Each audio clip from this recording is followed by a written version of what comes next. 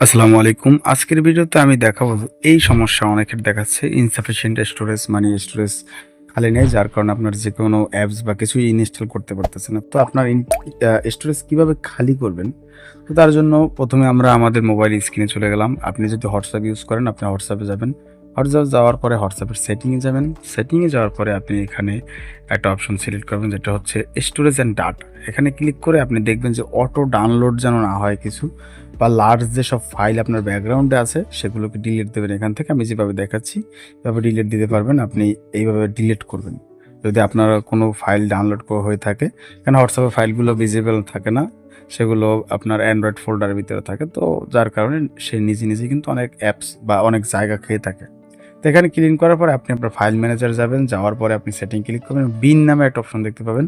আপনি বিনে ক্লিক করবেন। ক্লিক করার পরে এখানে দেখবেন যে অনেকগুলো ফাইল আপনি ডিলিট করেছেন কিন্তু এখানে রয়ে গেছে ওইসব ফাইলগুলো। তো আপনি এখান থেকে ডিলিট করে দেবেন এবং ক্লিনে ক্লিক করবেন। ক্লিনে ক্লিক করার পরে আপনার সম্পূর্ণ স্টোরেজটা একটা স্ক্যান হবে। আপনি চাইলে এখান থেকে আপনার যেই সব ফাইলগুলো যে লার্জ ফাইল বা ভিডিও যেগুলো আপনার দরকার নেই আপনি দেখে সেগুলোকে রিমুভ করবেন বা সেগুলোকে ডিলিট করবেন।